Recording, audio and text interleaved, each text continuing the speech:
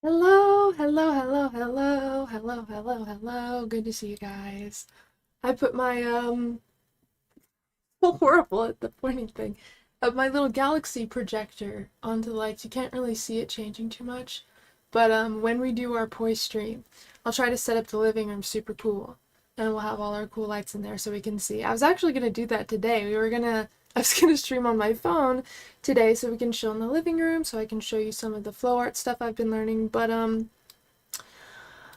I it was already starting to give me problems before, and I also want to make sure I have a playlist that I can play while we're jamming, and I'm showing you guys my voice spinning. So I'm actually getting some music made just for that, so we don't have any copyright issues with that. So I'll get back to you guys in like a week or two, and I'll we'll try to do a different type of stream where it's on my phone. I can show you guys around, and then I can show you guys some of the flow art stuff I've been learning.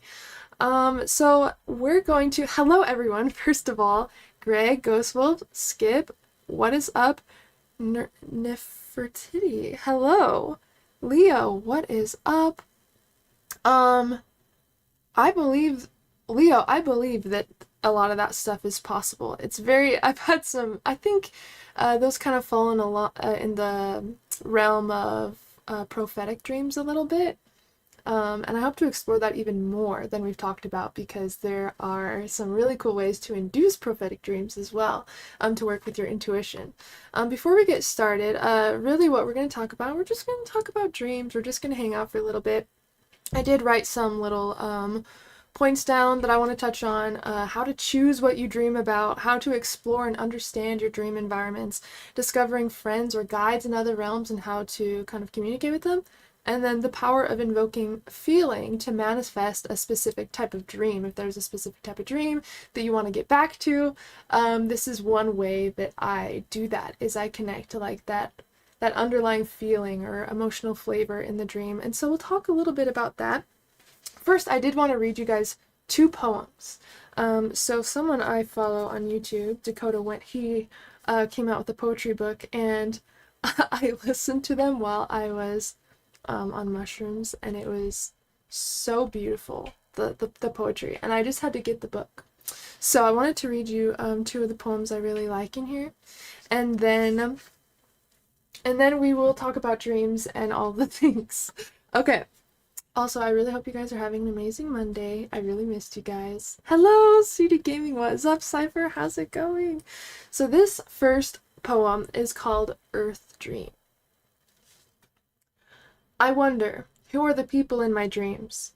Am I the people in my dreams, and is the floor me too?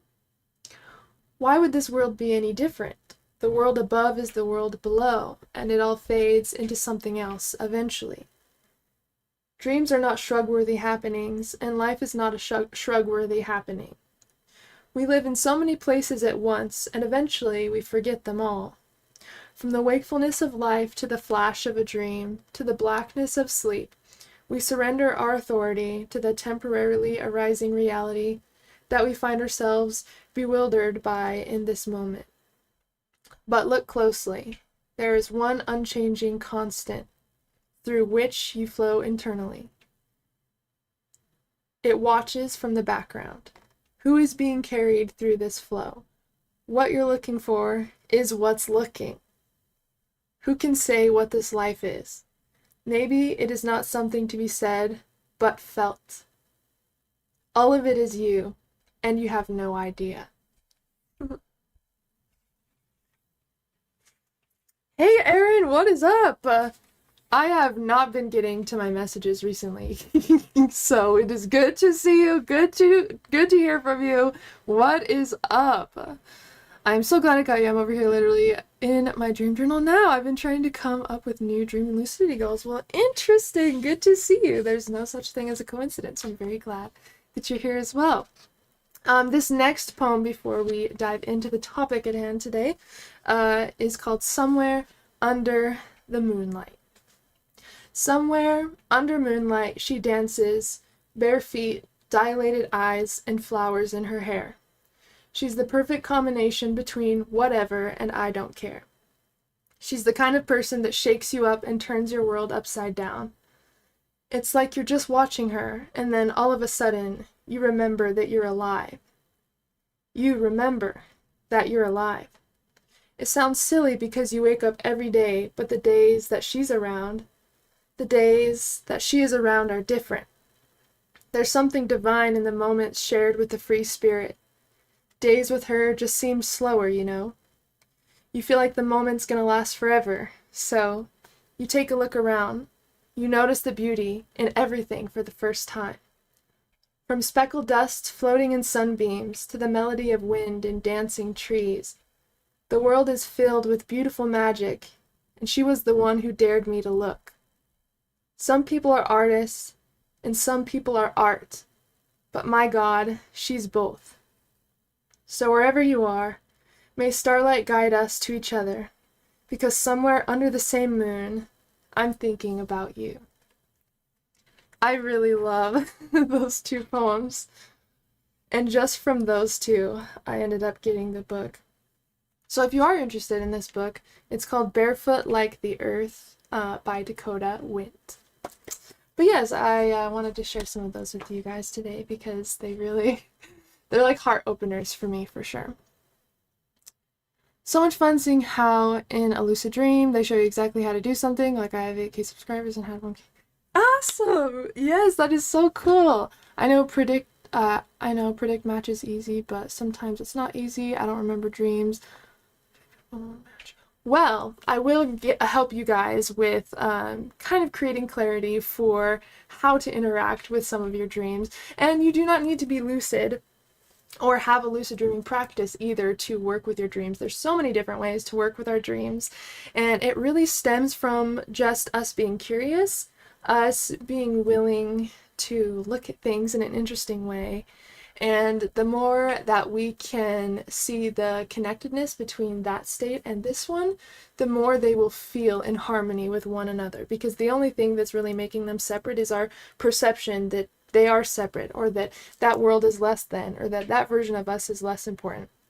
Those are the only things that are creating that kind of reality when we connect with our dreams. So first I want to just talk about what we dream about, or how to choose what we dream about, because I've gotten a lot of questions about this, and there's several different ways to practice dream incubation, which is really just using an intention or a request to create a specific type of dream experience. So I hope that all of you have a dream journal. The dream journal is something that you use every single morning to report what you dreamt about. This is something that can be used way beyond just writing your dreams down. This is something that you will be using consistently through your dream journal or through your dream work practice. And not only can it help us build our recall, but it also can help us spot patterns in our dreams and help us learn what we need to become more aware of during the day so we can have more consistent lucidity, or more awareness at least, within our dreams. So I've talked about this before, and I have a couple videos on this, but I really do want you guys to if it resonates, to have a morning dream journal and a nighttime dream journal. The dream planning journal is going to be your nighttime journal. This is something that you use before you fall asleep. So, and the best way to really make the most out of your dreams is to kind of surround your brackets of sleep, like before you fall asleep and after you wake up, to surround those times of the day and night with dream content. And so before you fall asleep, using this dream journal to kind of choose what you dream about will prime you for the night, and then as you wake up you will use your morning dream journal to basically report the dreams that you did have. So the dream plan is very easy. It's 4 steps. The first step is the plan, the second step is the picture, the third step is the Sankalpa, and the fourth step is the result. So really, you just can use a regular notebook for this. You want this to be dedicated to your dream planning. And you may not succeed the first night, the first few nights, the first week, whatever, with your dream plan. This is just your next goal when you get the chance.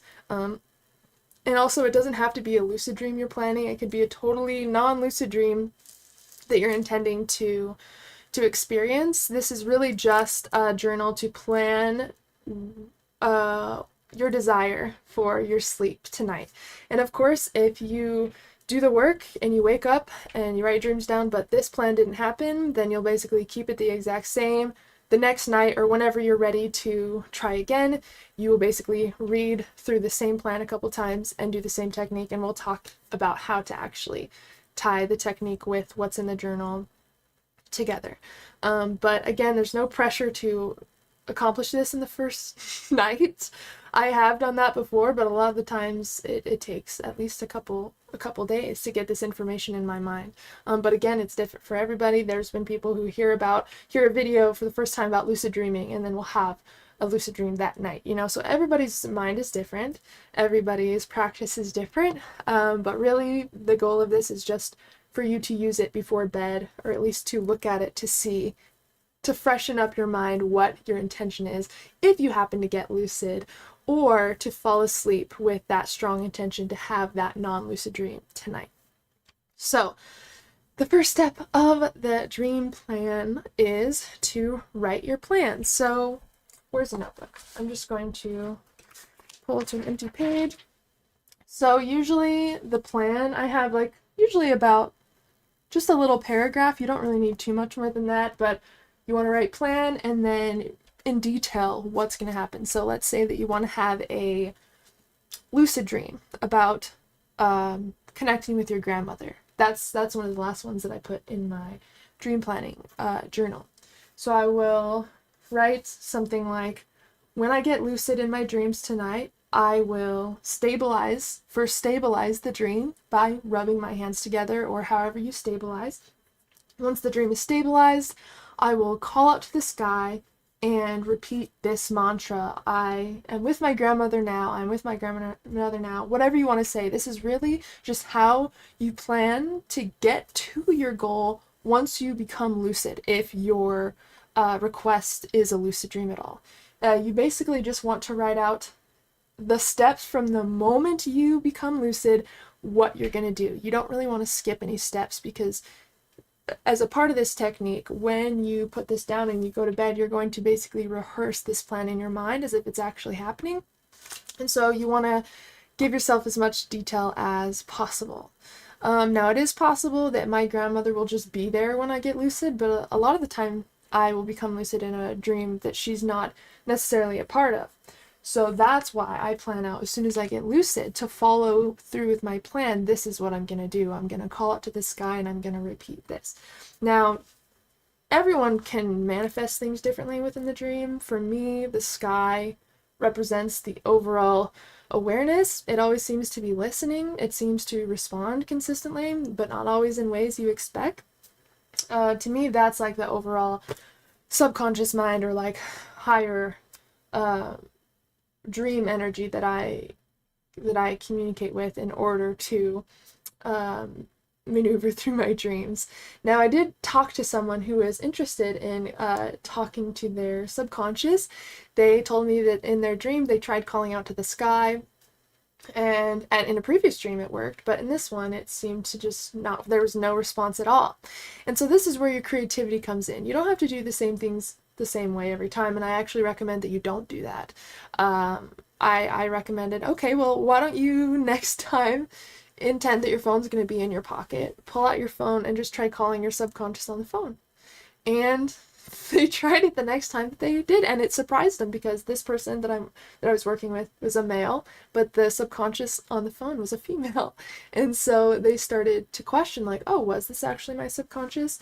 And the cool thing about dreams is usually what you kind of intend or believe within the dream space, as far as like what will play a certain role in that experience, you kind of manifest that experience. You can kind of like assign roles to things, at least from what I've noticed, within the dream, and it kind of takes on that archetype, or it takes on that energy.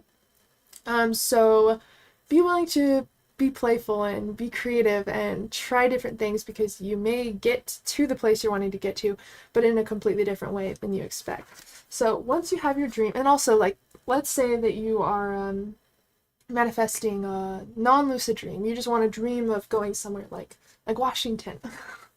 I talk about it enough, right? So let's say that we're trying to manifest a non-lucid dream to go to Washington. I will write down, in my next dream, I will dream that I am in Vancouver, Washington.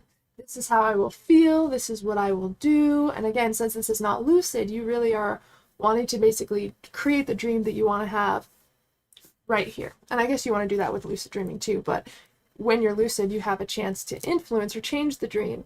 And with non-lucid dreams, you really want to be as specific as you can, especially with feelings. Don't forget how you want this to make you feel. And that is part of the last step, so we will kind of dive into that a little bit more. So plan, that is the first step. The next step, right under it, you're going to draw a picture. Now, some of you may be freaking out, but you don't have to draw anything fantastic. It could be a simple stick figure picture.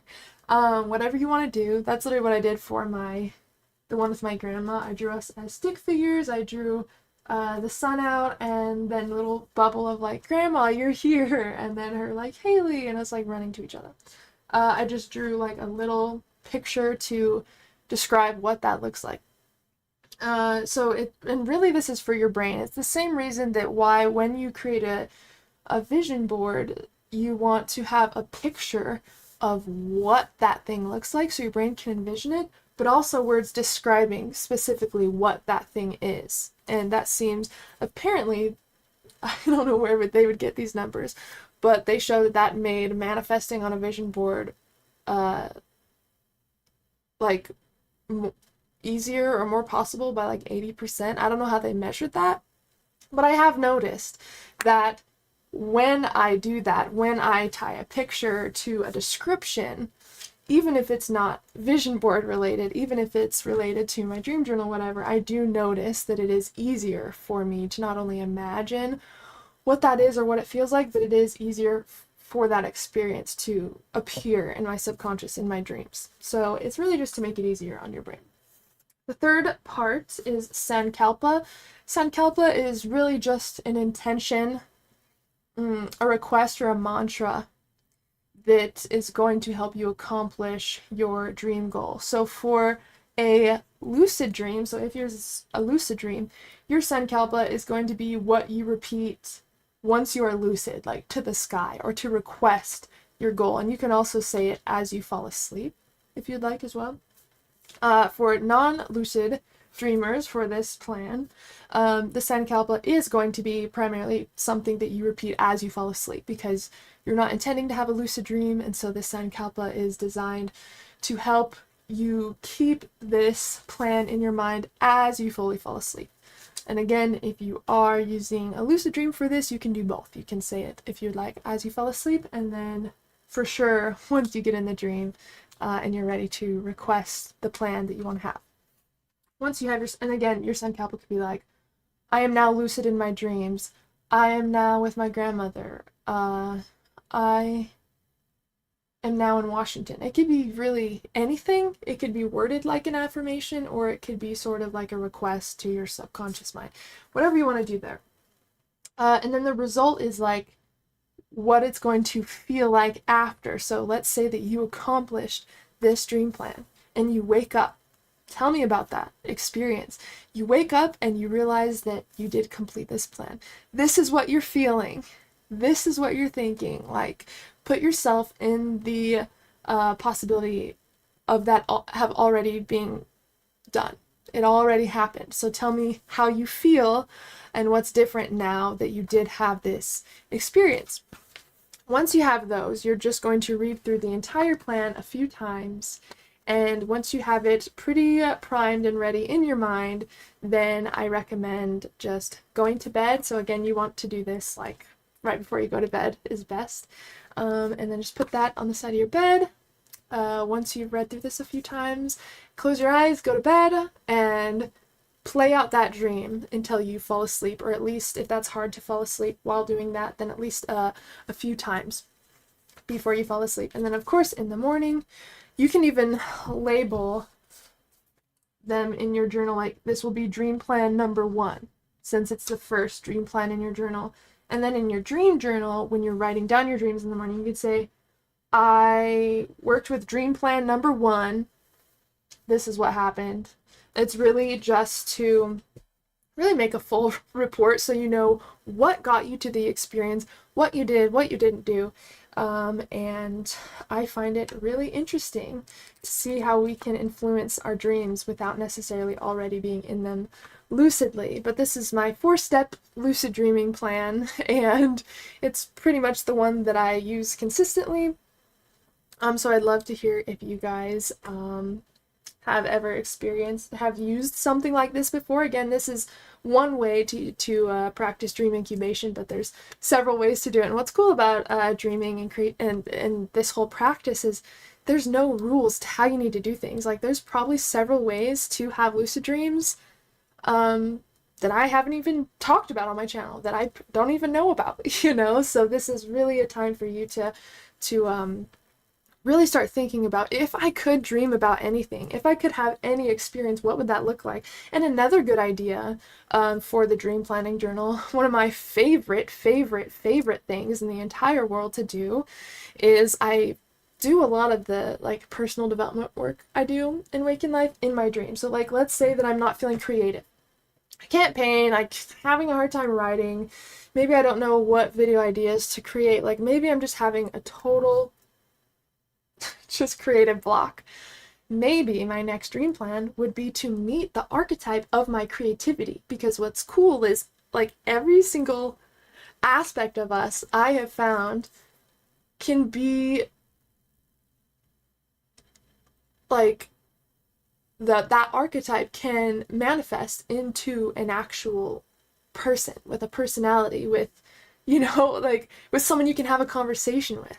And so I found it very interesting to work with my different archetypes within the dream. And again, this is easiest within the lucid dream, but you could totally still do this with a non-lucid dream, especially if you're planning this out, because really your intention is just to meet the archetype of your creativity. Now, I would definitely pay attention to the dreams you have right after you intend to have that, because even if it's a non-lucid dream, look closely. The subconscious speaks in a language that we're not used to speaking. We need to learn the subconscious mind's language, and it is possible that that archetype of creativity was speaking to you all night throughout your dreams, but we won't know unless we look at the dream a little bit more closely. And also look at the symbols that popped up in the dream. So now that we've talked about how to choose what you dream about, I want to quickly go over how to decode some of the information within your dreams that you may see. So that's your nighttime journal, is your dream planning journal. Now we're moving over to the morning or daytime dream journal. Now this is the one we're all used to, writing our dreams in our dream journal with the date and the time. And if that's all you do, that's great. But there's so many more ways to look at your dreams in different ways, to get different pieces of information that maybe we didn't see before. So the first way that I decode my dreams is I look at the theme of the dream. Was I running away from something? Was I celebrating something? Was I feeling confused or frustrated? Was I in some like sort of conflict with people? You want to look at whatever theme was present in your dream. And now that I'm saying this, I just remembered my dream last night of me being back in school. Of course, that's the main thing that I dream about. And it was my high school. And it's interesting, a lot of my dreams about school are now combining my high school and Hogwarts together. Wouldn't that be sick if that was actually how my high school was? But it's very interesting. I didn't even remember that dream until I'm talking to you now about dreams. So that's also another thing. Dreaming can come to you. Your dream memory can come to you at any time. And the more you are willing to write it down, even if it's an inconvenience for you, even if you've already got out of bed and your dream journal's in there, if you can take the time to just practice writing down anything that you remember from your dreams, and even just send it to yourself on Facebook Messenger and put it in your journal later. That's totally fine as well. This shows your brain, your dreams, your subconscious mind that you're willing to listen, and you're willing to read the messages that the subconscious mind is giving you. And so the more you're willing to work with them, the more dreams that show up, and they're more profound and vivid, and then the more you work with those, and then they start having more awareness and clarity. And that's how we can train ourselves to become lucid, is just by diving deep into our dreams and looking in places within our dream realms where we wouldn't even really look before. So these, and what you see in the dream, I believe that everything somehow, some way has some sort of meaning in it. So the first thing that I look at is the theme of the dream, and there could be several. At first, you could have been lost or confused or in a fight, and now you're at some party. Like, however many themes there are, write them all down.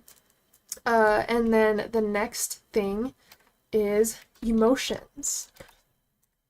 Look at what emotions show up in your dreams, because all of these things are clues to how they relate to your waking life, what you're going through, what you're trying to solve, what you're worried about, what you're ready to let go of. I think your subconscious mind is designed to help you heal, to help you grow, to help you process, express, and integrate emotions and experiences.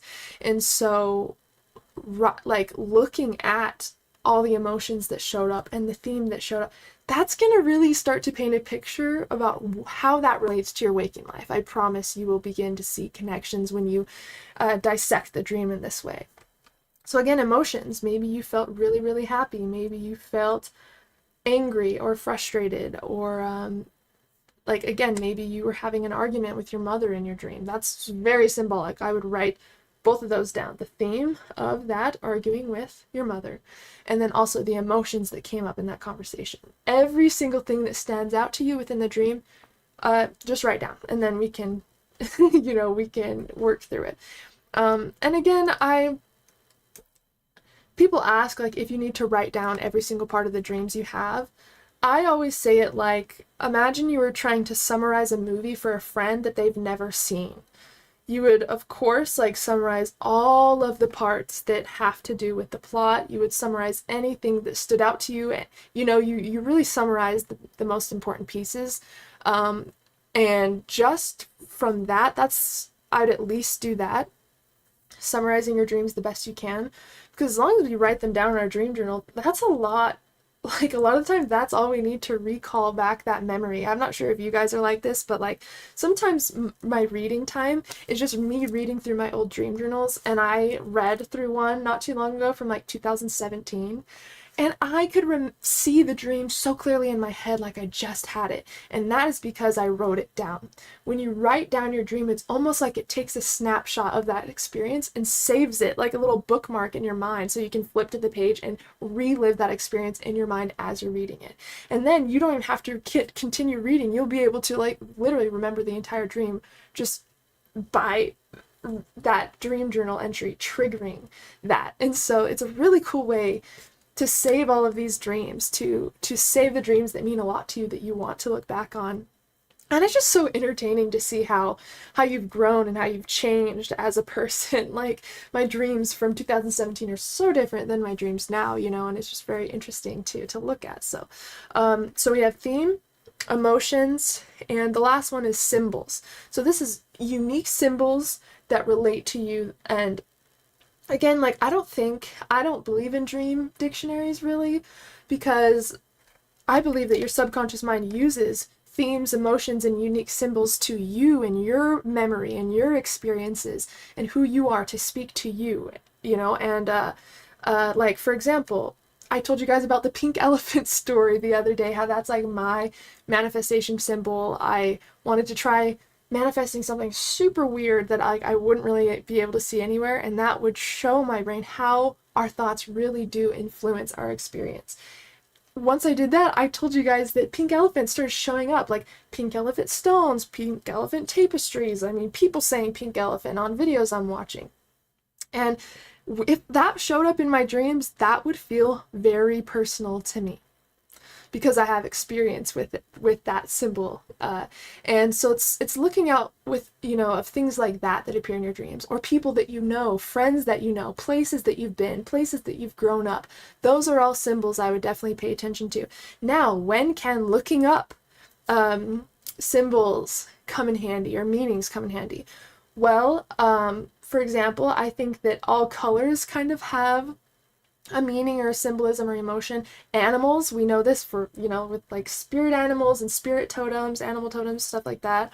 And then even food. Like, for example, I had a dream probably a couple years ago that I was filling up a bath with carrots. I was dumping a ton of orange carrots into the bath, and that was super weird to me because I had no idea what that would even mean. I mean, I like carrots, but I wouldn't say that I'm necessarily, like, connected to them in any way. And so I did look up the symbolism of carrots, and they represent abundance because of the color of carrot, like 24 karat gold. You know, there's a symbolism within carrots that is around abundance, and I didn't know that. So that was cool to look up to, or look into.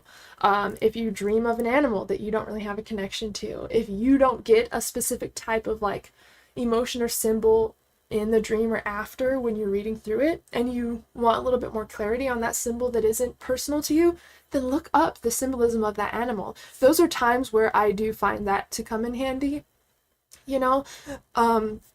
Again, with colors, animals, and sometimes food and stuff. Who would have knew? But those are the main three things that I would look at to decode your dreams. And if anyone is interested in this, I do have a masterclass on this.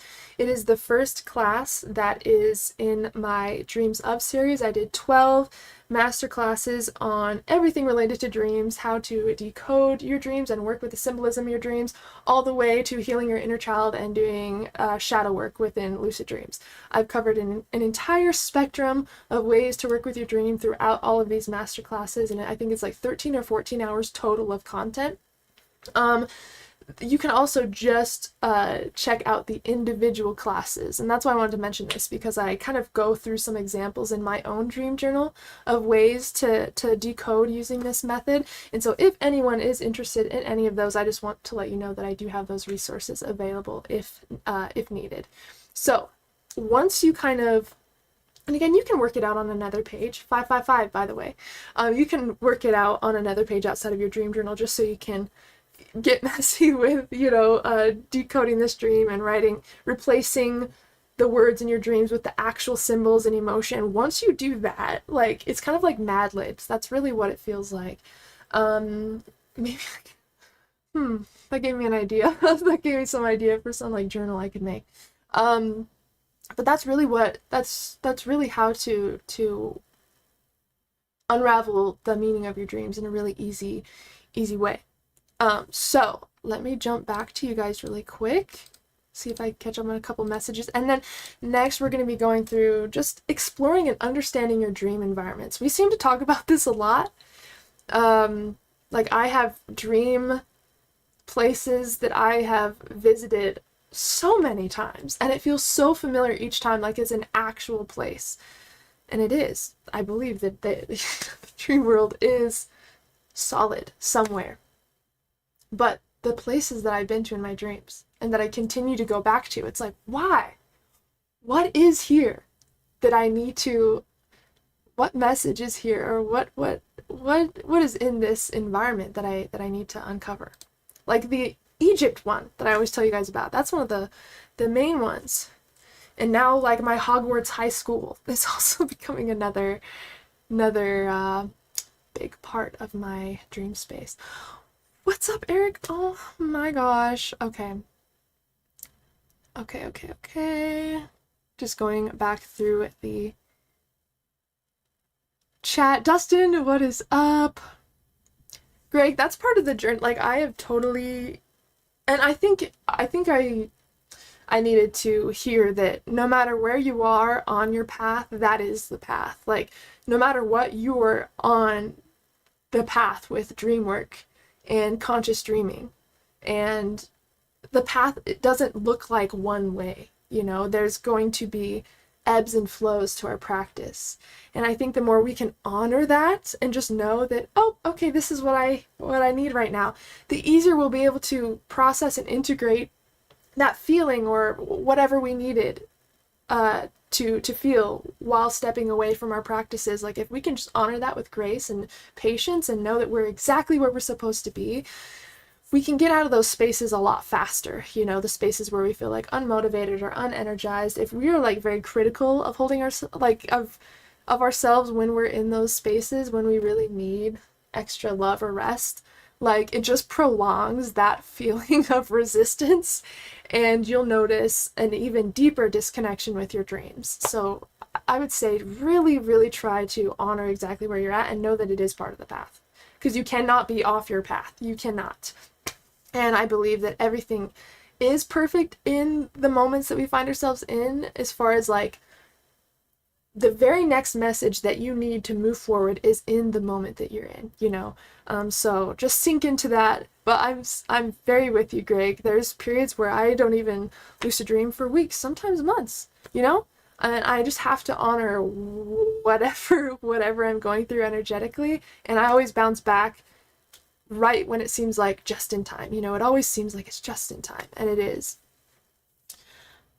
I'm interested in contact with people and spirits with other realms. I'd say my biggest experience with that as of lately is connecting with my grandmother, because my grandmother was like my mom, and I can, like, not only can I tell when she's around because she has the strongest perfume ever. I actually bought a bottle of it so I can wear it sometimes, but I try not to use it a lot because that's one of the ways that she lets me know that she's around. But I'll notice when I'm in the liminal state, like usually after sleep, and I'm starting to wake up, but I'm still in that like dreamy, weird space, I will literally smell her perfume so strongly, like you're awake, but your eyes are closed, like you haven't woke up for the day yet, you know? That's the state that I'm in, where I can like feel her like almost leaning over to check on me. And it always makes me wonder, like, I don't know, it's very interesting. I can never tell when it's a dream or when it isn't, because again, these worlds are becoming so intertwined, but in a really beautiful, magical way. And I've noticed that she can more easily come to me when I'm in the liminal space. So maybe try that, Skip. Maybe try playing in, and I know you're all about the liminal. We talk about it all the time in Telegram. So I can't wait to hear about, and maybe having a specific person or something that you intend to reach out to or connect to, that you like really know their energy, like you'd be able to feel them next to you without looking. I found that that's an easy way to kind of start exploring that, because it's not a foreign energy. It's an energy that you can feel and also connect to and recognize when it shows up, like unprovoked kind of thing. Hopefully that makes sense. Hello Lonnie, what is up? CD Gaming, thank you. Thanks for joining the Dream Fam. Yes, Mondays at about 5 to 5:30 Mountain Standard Time. PM, around there, you know. But anyone who's not in the Telegram group, that's our like community chat, and I'll update when I'm going live in there. I'll update if we aren't streaming. That's the place to get the most recent updates. What's up, Eric? No worries at all. You are right on time, my friend. I just always write, I will be in Moria in my dream. Yeah, and then once you find out the affirmations that work, you can continue to explore that. But never be too stuck doing the same thing all the time, because eventually, what I've noticed anyways, is it stops to work eventually. Like, for example, like the times that I wake up, maybe some of the techniques I do, my brain kind of gets used to them. I need something that kind of throws me for a loop a little bit, you know. And that's kind of how it was when I first started getting into like inducing lucid dreams and out-of-body experiences at will. Is I would like wake up at like 4 a.m. every single night. I would stay in bed and just sit up for a little bit, and then after like 5 to 10 minutes I would lay back down on my back and just close my eyes and just try to maintain awareness. And I would be slipping in and out of dreams. I would fall asleep and then wake up like in sleep paralysis, like really intensely. And I was like, oh my god, this is working like no other. Like I was so hooked on it. I was waking up at 4 a.m. on the dot every single day, and eventually it stopped working. Like it just stopped. Like I would feel the vibrations and then they'd kind of go away faster than I could even try to maintain them. And so I'd say that the more you can kind of switch it up, and not let your mind acclimate too much to the time that you're waking up, that's going to be best, because eventually your brain's going to have this like mental alarm clock where it knows you wake up at 4 a.m. all the time, so it's going to start stimulating the body and the mind right before 4 a.m. because it thinks you're getting ready for the day or something. So it's trying to be helpful. So I would, every once in a while when you start to feel like it's starting to not work, or even before that, just try switching things up. You're your own little scientist and detective when it comes to this realm. But before you start playing around with your schedules, with the techniques you want to use, with this and that, I would create clarity on what your dream goal is. I would create at least one, no more than 3. Because if we have too many goals, then we start to kind of stress ourselves out, and that's where procrastination comes from. You want to know why you procrastinate? It's because your brain thinks that you have way too much on your plate and it doesn't know the first step in order to accomplish it. So even with your goals during the day, if you notice that you are starting to procrastinate, you need to break down your schedule or your goals even smaller and make it feel like a no-brainer to your brain. Make it feel so easy that your brain thinks it's stupid. Like, for example, my new schedule that I'm trying like this week, I set out my main priorities of what means a lot to me to accomplish this week. And then I just kind of disperse it through my week in a way where it's like, oh, that's it? Cool.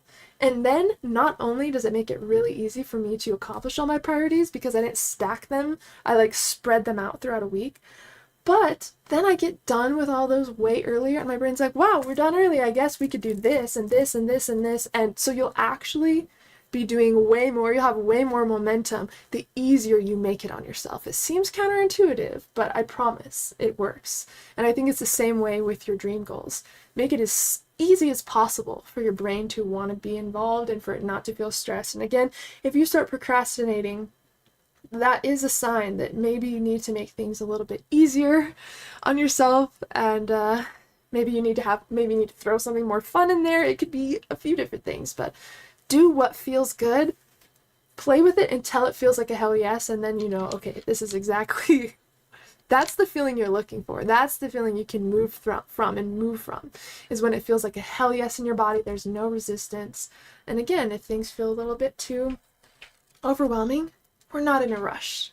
Again, we're going to move so much faster and so much more consistently if we can create something that feels good, that's really easy to work with. Is this where the free refreshments are? You're damn right. You're damn right. Anything dream related is a soul refreshment to me.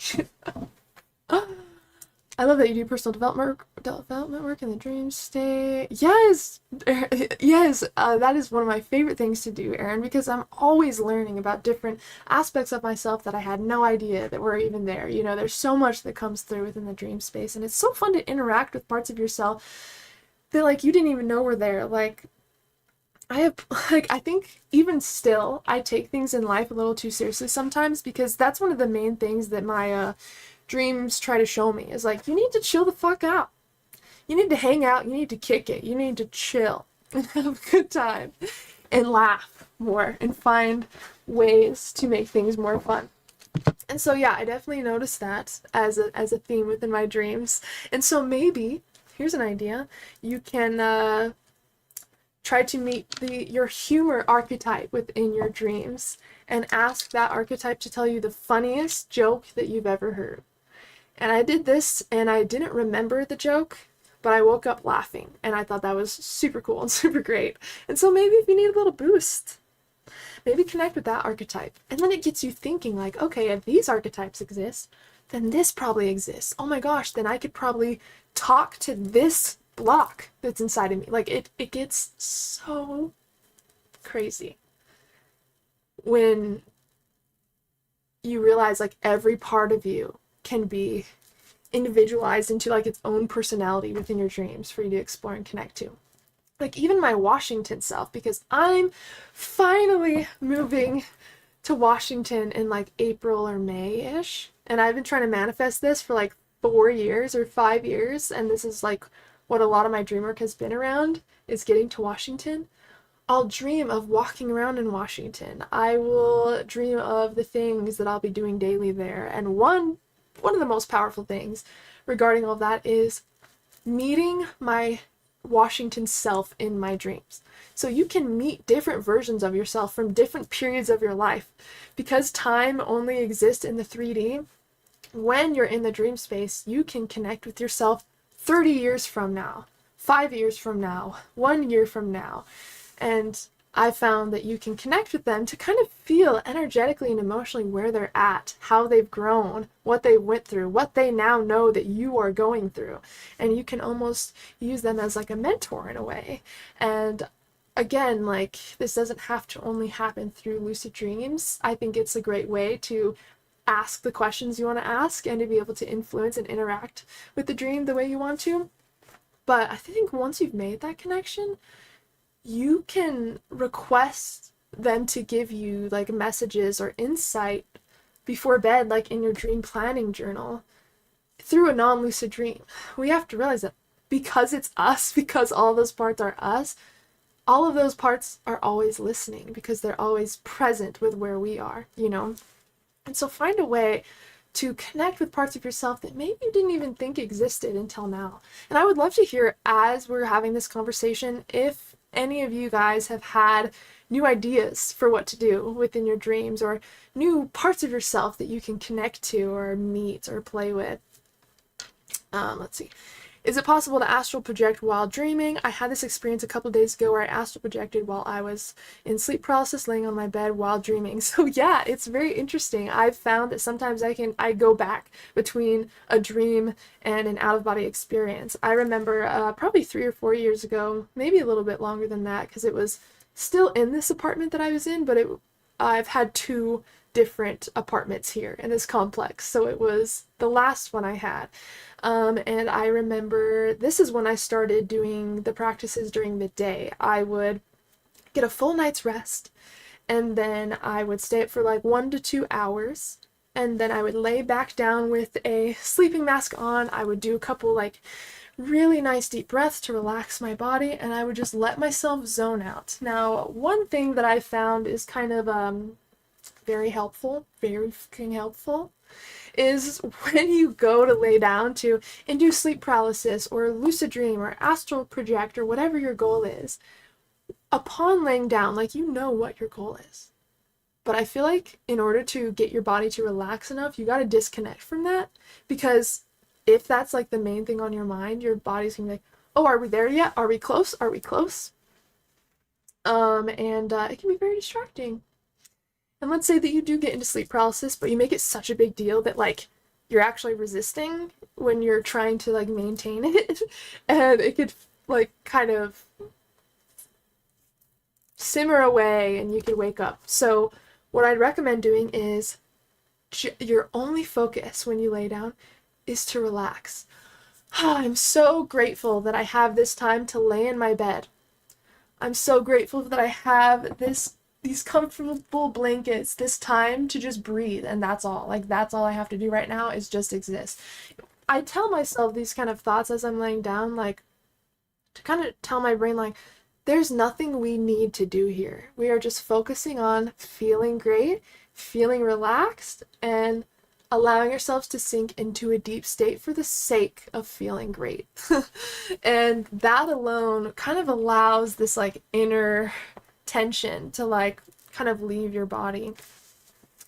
And then I just focus on like zoning out. Like, if you focus on, okay, like as soon as you go to lay down, if you lay down with your sleeping mask on, you're like, okay, I have to have like my point of focus a little bit pointed up, and then I've got to do this, and it's going to be so hard to relax. So at first I would just allow your eyes to roll in the back of your head, allow yourself to like totally like relax every muscle as much as possible, and just focus on allowing your breath to take you deeper into the experience. Then eventually you will start to experience some of the signs of moving into a deeper state, like heaviness, tingling, dream scenes, random thoughts passing by, like the feeling of like disconnecting from your physical body, like maybe you feel like you're spinning for a second, or like there's going to be several things that could happen.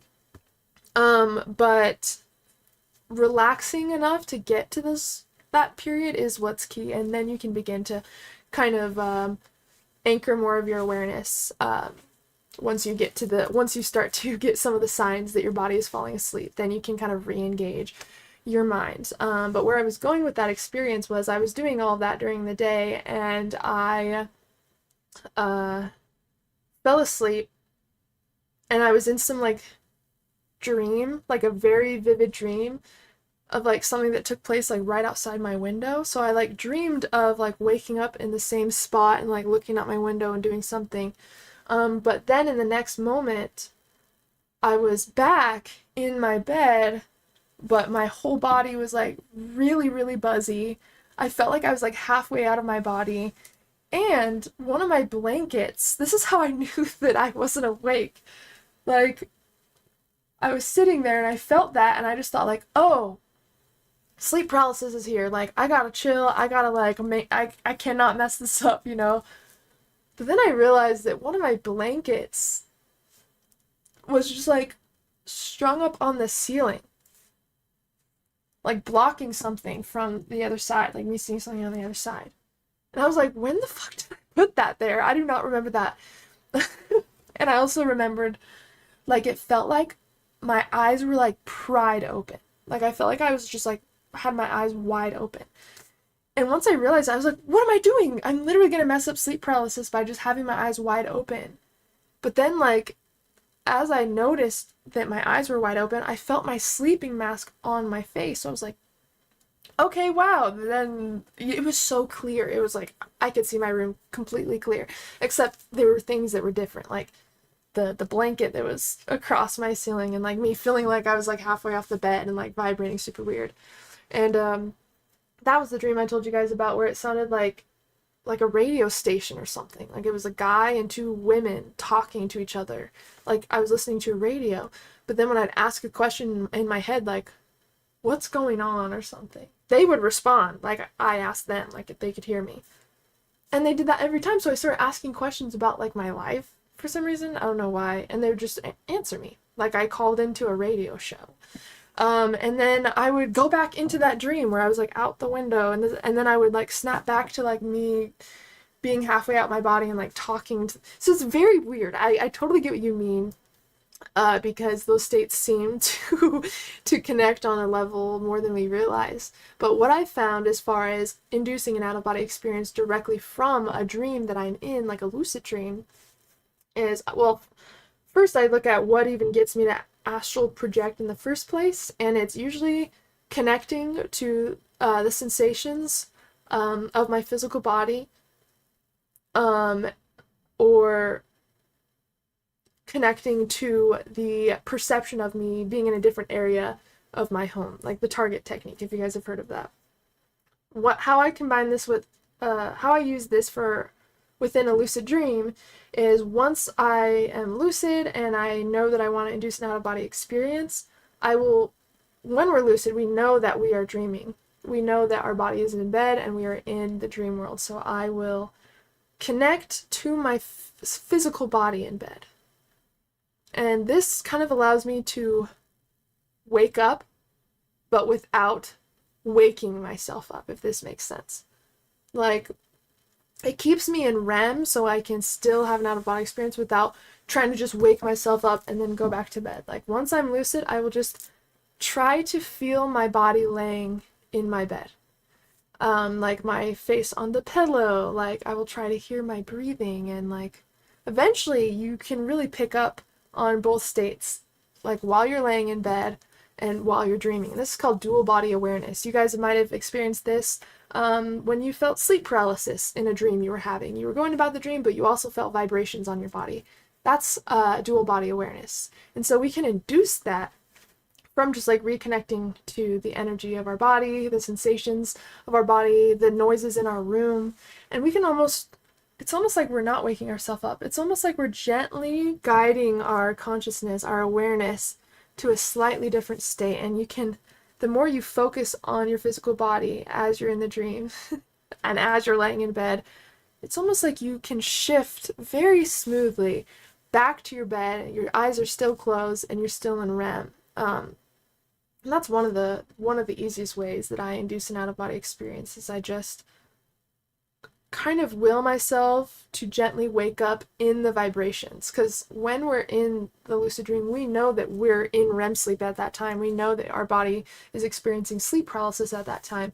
So really all we have to do is wake up in a way where we're not waking up our physical body. And if you've had an out-of-body experience before, you know the key to an out-of-body experience is mind awake, body asleep. So this is a way to enter that state directly from a lucid dream. That's one way that I'd play around with. Hello, Corey. How's it going?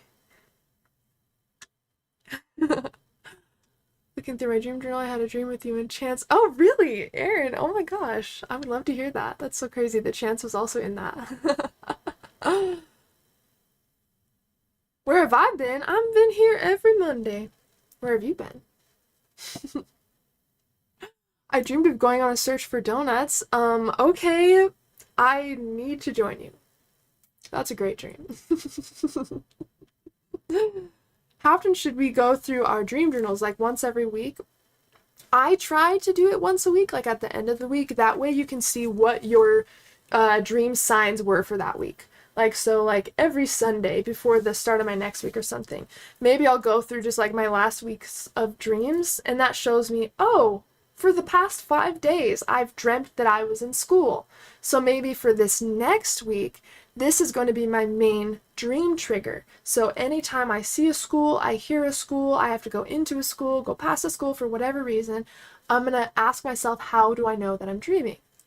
Now, that's a way to use what was showing up in the last week in your dreams for this next week. And then at the end of that week, okay, this was our dream sign that we were working with. This was the technique we were going to use throughout this week to kind of create more awareness around that sign. And you're just kind of looking at what happened. You're just kind of reviewing what worked, what didn't, what you want to change, what you want to try this time. And so, yeah, that's how I use the dream journal at the end of the week. I just kind of use it to review where my mind has been and how I can use that to my advantage to create more awareness in my next dreams that follow.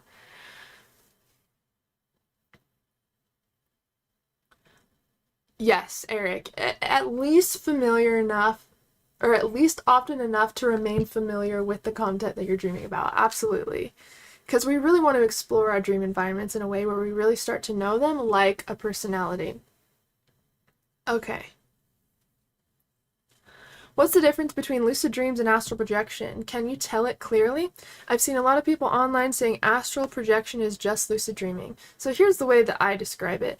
So lucid dreaming is like our conscious awareness traveling inside of ourself, inside of our own mind. In this world, it's our environment. It's inside of our own self. So lucid dreaming is kind of exploration of the self, and an out-of-body experience is, instead of our awareness going inward, our awareness is being projected outside of ourselves, so we can explore outside of our own mind and beliefs and content, if that makes sense. So lucid dreaming is our awareness exploring inward, and out-of-body experiences or astral projection is us taking our awareness and exploring outside of ourselves, so the external reality. Does that make sense? Yep, look at your hands while in the dream state. You'll thank me later. That is definitely one of the best reality checks that you can do, because you should always have your hands with you, right? And so if you have a lucid dream, or if you have a dream where you go to do a reality check and something's different, they're not your hands, you have too many fingers, they're someone else's hands, then you know that you're dreaming. The hard part, and it's not even that difficult, it just really takes consistency, is getting your hands to show up in your dreams. And anything that we make a habit of during the day is eventually going to show up in our dreams. This is why the people that we hang out with a lot, we probably dream of them. Maybe you dream of being at work a lot. Well, it's because of how you spend your time and how much of your time you spend in different places. So make a commitment to yourself that at least 5 times a day I will look at my hands and ask myself, are these exactly my hands? Is there anything that looks different about them? Is there anything different about what I'm experiencing right now? Has anything odd or weird happened today that catch my attention? Where was I 10 minutes ago? You really just want to ask yourselves the questions that you would wish your dream self would ask. So think about that. When we're doing a reality check, it makes it easier when you're like, okay, when you're not like, okay, I guess I'll do reality check again, 1, 2, 3, 4, 5, 6, 7, 8, 9, 10. Like, that's not really going to do anything if you rush through them. What really makes a reality check work is getting in the headspace of your dream self. Like, take a moment just to imagine being your dream self right now. Imagine that this was a dream, but this is the most realistic dream that you've ever seen. What questions would you want your dream self to ask, or what actions would you want your dream self to do to help them remember that they're dreaming? It's almost like you're trying to help them wake up in that experience. And the only way that you can send information down to your dream self is through your habits, your thoughts, and how you spend your time throughout the day. It's almost like what your awareness captures almost gets sent in a letter to your dream self. And the more that you can engage with the things that will help get your dream self lucid, the easier your dream self is going to receive all of those letters, and you will randomly, while you're dreaming, randomly just decide, I should do a reality check. Just one of the times that you're dreaming. And this is how we can create a consistent habit of lucid dreaming, is just by creating a consistent habit of awareness somehow. And again, I wouldn't do the same way every single time. I would have like just a handful of reality checks in your belt for you to use, and questions. Keep that in mind. Like, to make an efficient reality check, you tie it with you tie a physical action, like counting your fingers or trying to poke your finger through your palm. You tie that with questions. So you need to activate your mental space and the physical space in order to create like a cohesive reality check.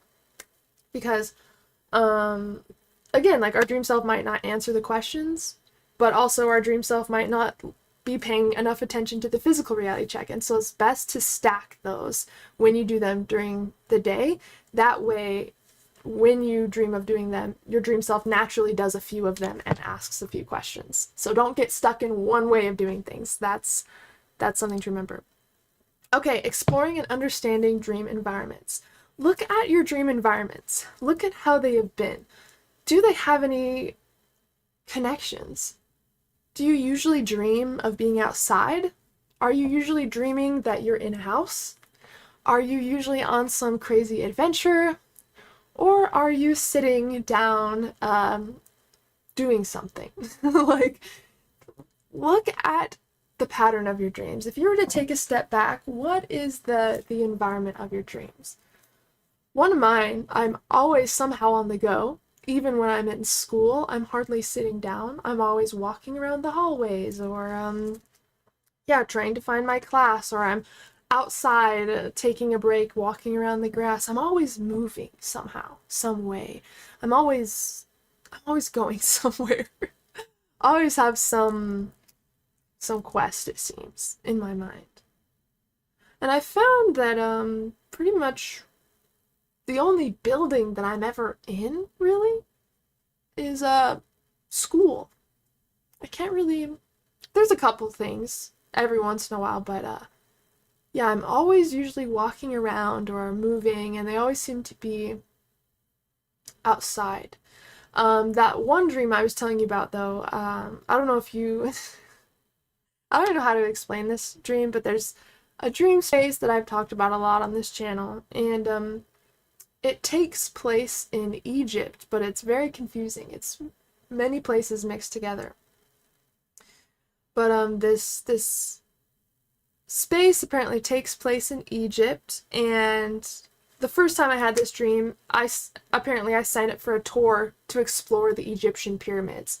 That's what this whole thing was, is me and all these people, we were able to sign up for a tour of the Egyptian pyramids, and we had to meet at some, like, it's almost like a big convention / mall building. Like, it was a place that had like food courts inside, and like little shops and stuff, and like escalators, and at the top there would be like, food courts with smoothies and all that. And it felt like a mall type vibe, but also like just a place where people can wait for their tour guide, basically.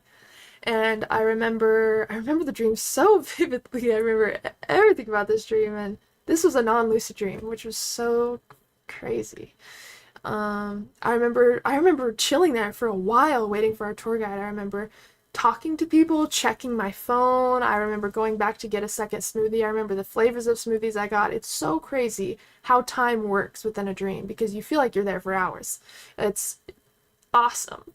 But I remember eventually our tour guide came and we had to follow this tour guide through just this treacherous journey. And guess who our tour guide was?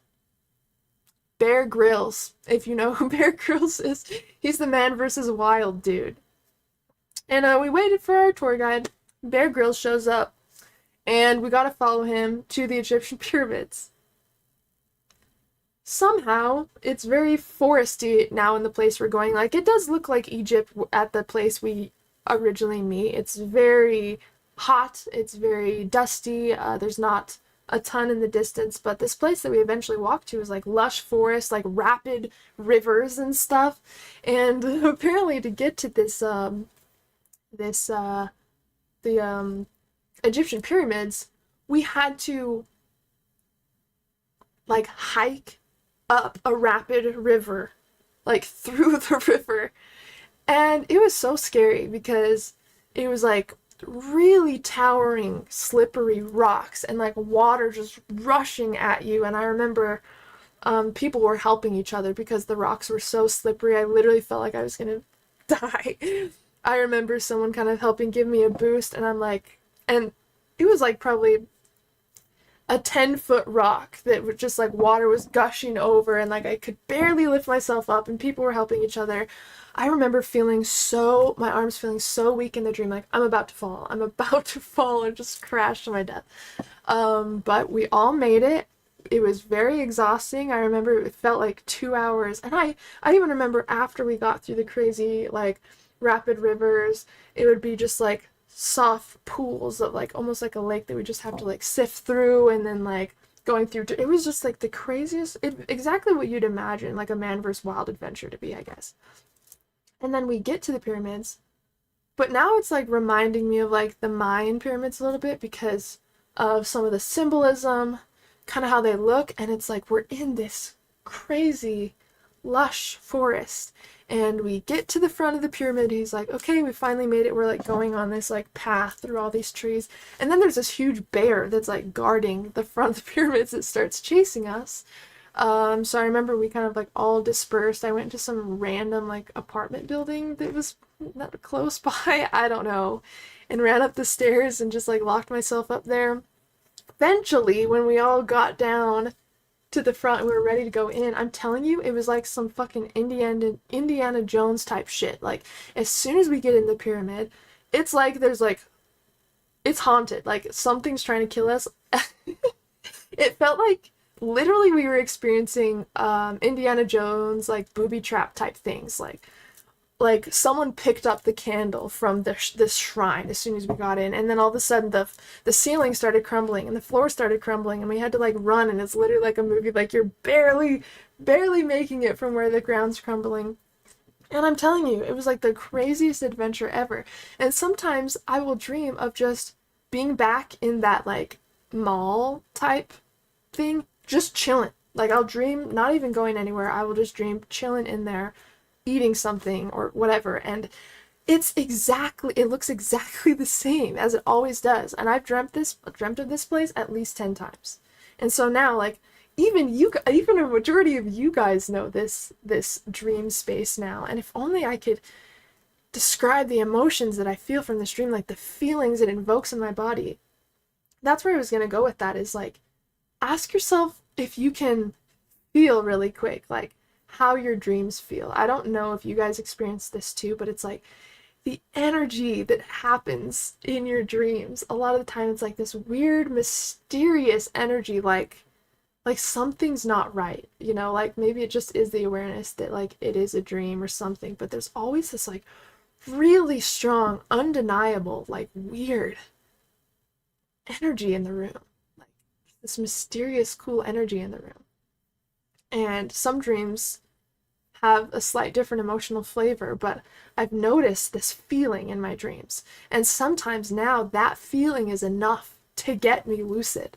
That feeling in my body is it because I recognize it so much, and that's like the main thing that I think about. And even when I go to sleep, instead of just like thinking of a mantra or just whatever, I will imagine the feeling of being in a dream because it's so vivid to me. And I would definitely just like reminisce of your favorite dreams as you're falling asleep and really connect with being there and see if you can go back. And one other dream I want to talk to you about that's like the coolest energy ever is I remember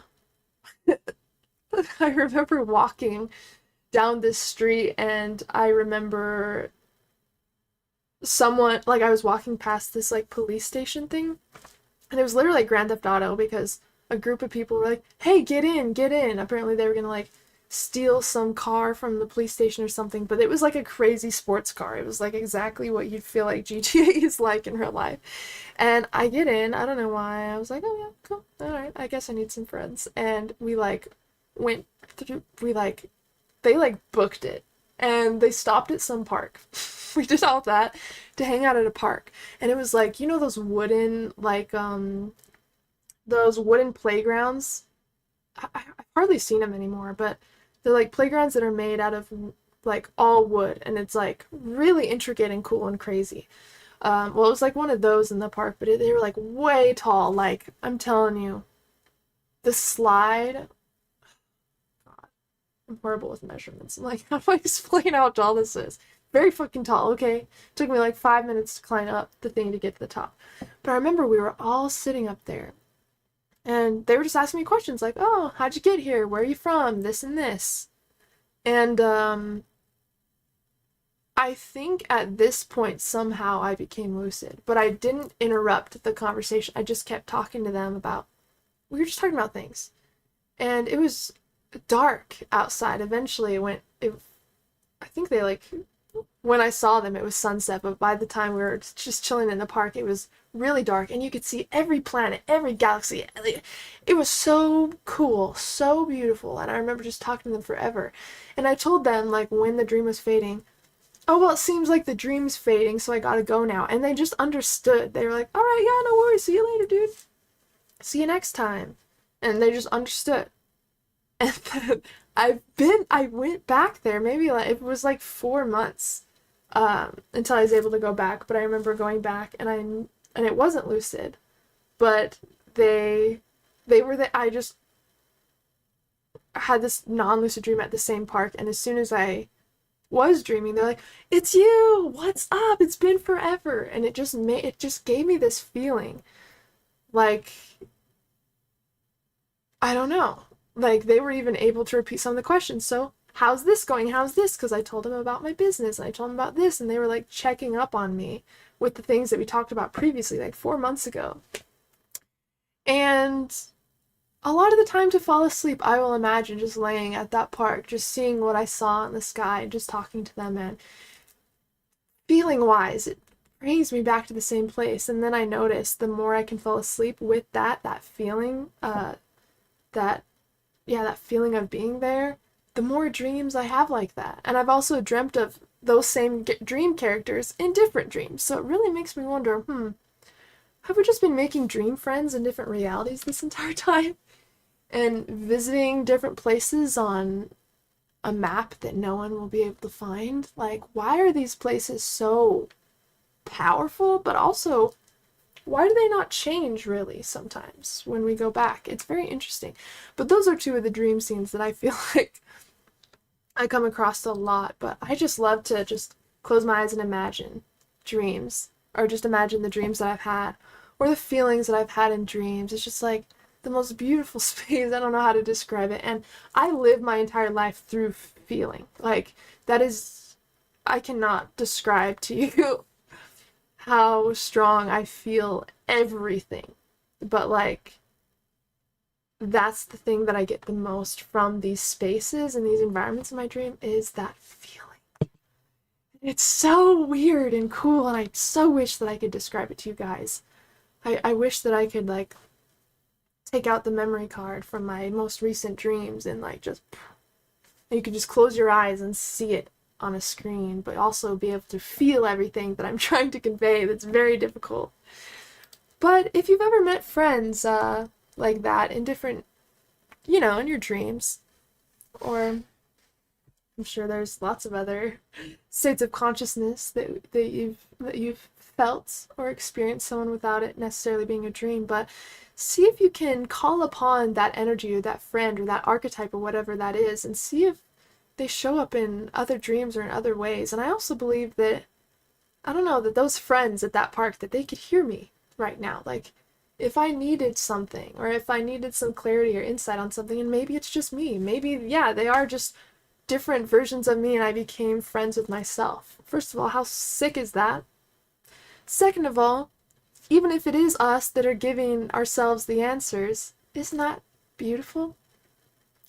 That this entire time of trying to search outside of ourselves, that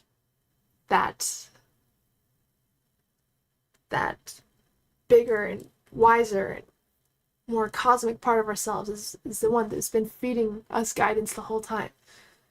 So, but I would love to hear about your experiences with meeting dream friends or guides in other realms, and if you have an experience for that. And you can always use your dream planning journal for that, to meet one of these friends or several of these friends. And I don't know if it's just me or not, but I, like, all growing up, you can't really tell people about the dreams that you have. People see it as like unimportant, or like they don't care, or it's just a waste of time. I hear that all the time, even still. And dreams mean so much to me. It feels like a place that I feel understood, It's very difficult, I feel like, to feel completely seen in this reality, especially if you consider yourself like weird or out of the box, or more of a deep thinker than people are ready to have in a conversation, The dream space holds space for all of that. Not only does it hold space for all of that, but it honors it in such a way where you can experience your true, unfiltered self in those spaces. And my dreams kind of gave me permission to be a little bit more wild and crazy in waking life. And I just think it's such a beautiful space that really doesn't get enough credit. And the last thing I had written on here was the power of invoking feeling to manifest a dream. So know that your capacity to feel is a power in its own. And not only, like, I'm sure you guys have heard of like Neville Goddard. He wrote several books, but the one that makes me think of this the most is called The Feeling is the Secret. And it's literally how to transform your reality through the power of your mind, feelings, your thoughts, feelings, and actions. And it definitely works for the dream space too. So allow yourself to feel deeply. Imagine yourself to imagine deeply, and imagine yourself to dream deeply. For, dream in the sense of like desires that you want to explore within your dream space. And if you feel lost, or you're wanting clarity in your waking life, or you're trying to get to where you feel you belong in your waking space, know that the dream space, time doesn't really exist. You can really get incredible wisdom and support from yourself in those spaces, especially from the version of you that's already where you're trying to get to, the place that you're dreaming of, that version of yourself. You can call on that exact version of yourself now. And you don't even have to be dreaming or lucid dreaming. That's what's so cool about consciousness, dude. Like, there's so much that we don't see. We don't realize how connected we are. Because this space is designed to throw us off. But seeing through that is how we will remember, and dreams, I think that's what's so powerful about dreams, is because no matter how blind you think you are to waking life or distracted, dreams have a way of showing you the truth, getting you to see what you refuse to see, So if you're ever wondering your true potential, who you are, who you were, who you want to be, your desires, anything, look to your dreams. I promise you. It will show you. Also, I don't know if you guys have seen this.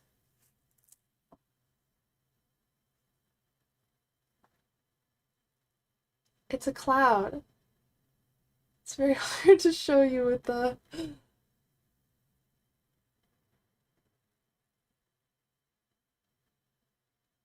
Anyway. I got distracted and saw it, and then it distracted. Anyways, what else can I show you now that we're here? Okay, let me show you some of the stuff that I got from, I went to this, what's it called? It's like some weird, oh yeah, Oddities and Curiosities. It's like this exhibit. This is from Egypt. There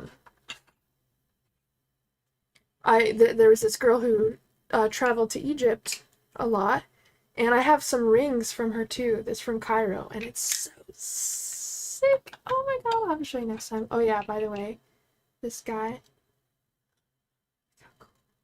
comes out.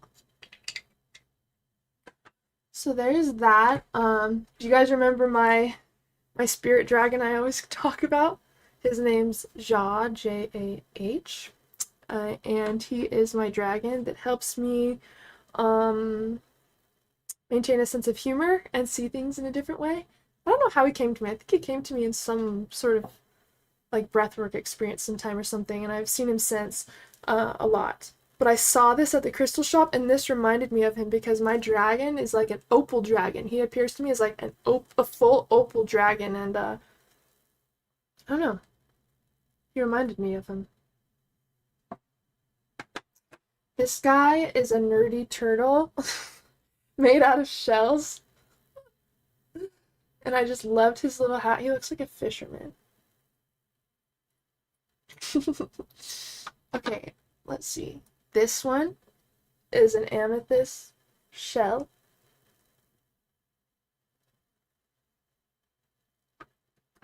This one is a mushroom, and I love how colorful it is. It is like that opal type thing. This, I can't remember what type of stone this is. Oh, I forgot, but I'll have to look it up again. Oh my gosh. But it is cool. I'm trying to get you to see it. Okay. How cool is that? If anyone knows, I don't know. I would know if I heard the name again. It's not rose quartz or anything. It's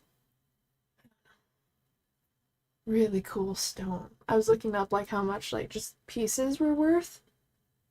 It's a lot more than I paid. So I definitely know it's not rose quartz. It's something weirder than that. I got this cow. If you know me, I'm very obsessed with cows. Like really, it's kind of hard to see because he's made of like onyx, but I don't know. I love cows, so I had to get him. And then this hand-carved mushroom I also got there. Mushrooms. Okay, and there's one more thing that I want to show you, but it's hanging up. So I'm gonna try to get you to see it. This was handmade at the thing. It has little crystals on it and mushrooms. And I just love moons. I have moons everywhere. Like literally I have probably fucking 30 in my office alone. Okay. Anyway, that's my little show and tell. I forgot to show you guys some of the stuff I got at the shop. So I had to show you. Anyways. Okay, let me figure out how to go back. Okay.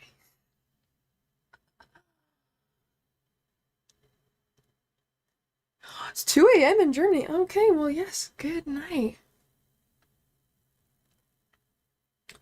Let me see. Can you talk more about themes? When you said maybe you're running away from something or searching for something, that made me look at my last few dreams, and I saw that. Yeah, I was looking for something in each dream. I loved your themes that you see in dreams and what to do with these themes to gain more insight into your dreams and mind. Yeah, totally.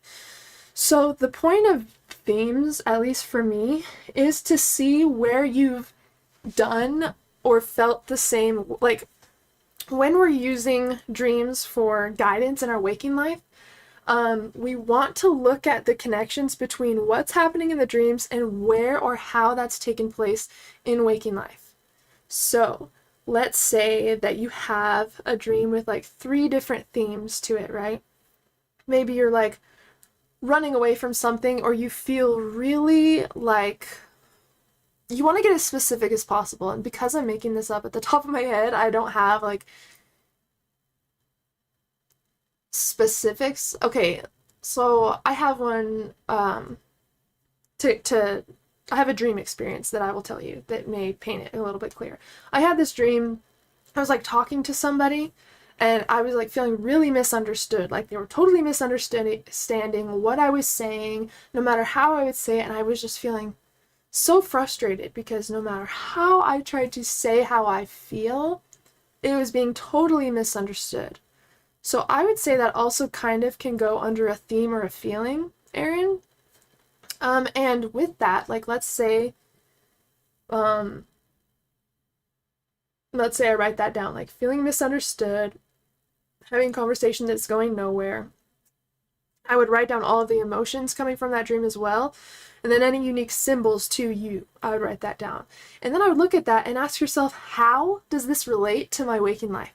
Whether this is what I have felt in the past, whether this is what is going on now, or whether this is something that I'm worrying about feeling in the future with this situation that I'm in, or whatever it is. You're really just trying to see where these things express themselves in waking life. And that's going to guide you to the situation that it's talking about, most likely, if that makes sense. So for me, with that dream, and there were several like symbols and stuff in there, but the main thing is misunderstood. And that hits home for me particularly because after I did like my inner child work and stuff, I realized that was the thing that I felt the most as a child. I felt misunderstood, like people wouldn't hear me, or like would disregard me because I'm just a child, I don't know anything. Or I'll say that something happened to me and someone will say, oh, that didn't happen, that's just a dream. And I like would feel so frustrated because I'd feel like I wasn't being seen at all. And no matter how I expressed my truth, I wasn't heard. And so when I had a dream that played out with someone, I was like, oh my God, like that totally screamed, like that's my inner child. And the more that I dug into that dream, I realized that it was talking about my relationship with my mom. Once I know that, I can begin to ask myself, where in this situation have I either not healed or have I not felt fully? And what do I need to do in this situation to make me feel safe and to be able to fully like move forward from this being stuck inside my body? So does that make sense, Erin? That's kind of how I work it. They're almost like little clues as to where it's kind of referring to in your life. And usually if we're having a dream like that with this discomfort, with these things showing up so powerfully, it's usually because, hey, there's something you're ready to process. There's something you're safe enough that now you're ready to let go of and integrate it. So it is a really good sign that it is coming to you.